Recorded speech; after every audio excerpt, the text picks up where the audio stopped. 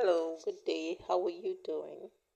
Welcome to our AMA Money Talks. Today, we are going to be talking about the 90-10 rule of money, how it affects you. The 90-10 rule of money was popularized by Robert Kiyosaki in his book, Rich Dad's Guide to Investing. This rule highlights a stark reality. 90% of people make just 10% of the money, while 10% of people control 90% of the wealth.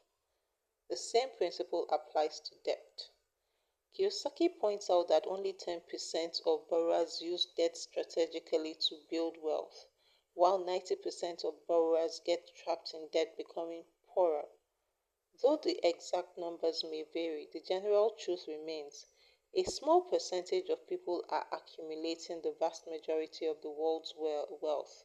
We've seen this theme repeated in different contexts. For example, the Occupy movement protested the disparity between the 99% of the population and the 1% who control most of the resources.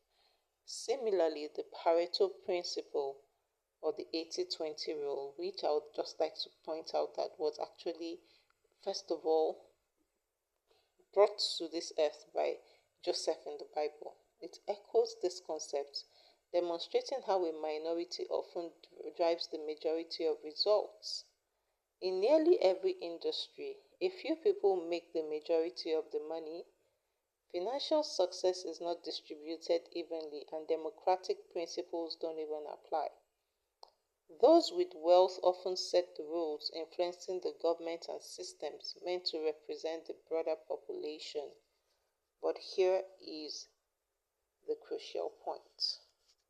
The exact numbers don't really matter, really. Whether it's 90-10, 80-20, or 99-1. The takeaway is that a small minority of individuals dominate the financial landscape. For the rest of us, it means that we are competing for what is left.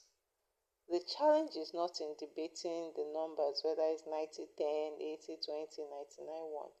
The question is, how are you going to be part of those who are making the most of their opportunities?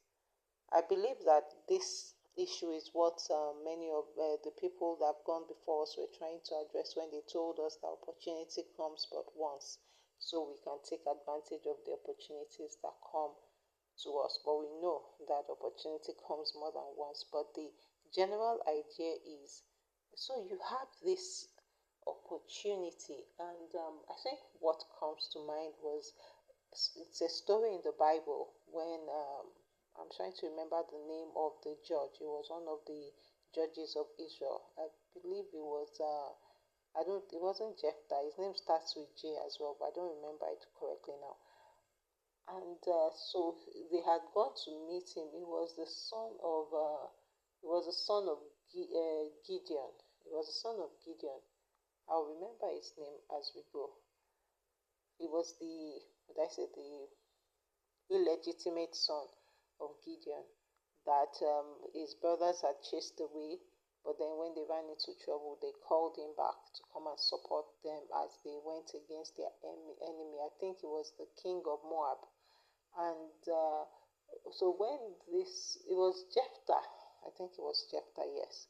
So when Jephthah when he went to speak, he was speaking to the king of Moab, and he told him that if your God, that was the God of the king of Moab was Chemosh, that if he gave you a land, would you not go and possess it? That why are you coming to contend with the land that God has given to me? And the reason why I brought it up is that there are some opportunities that they are they are very unique to you. So I've heard the testimony of someone that God told that he should go and buy bags of rice, and while in the place of prayer, and then he went to buy the bags of rice as the Lord commanded, though he didn't need rice for anything. And then just not long after he bought the rice, somebody called him and said, oh, that I have a contract to supply so and so bags of rice, and I don't know where I'm going to be able to get that much quantity. And he just happened to be speaking to the right person. So we know that those opportunities, they don't come to everyone. But when you get those opportunities, make sure you make the best use of them. So today, that's our conversation on AMA Money Matters. Are you making the best use of the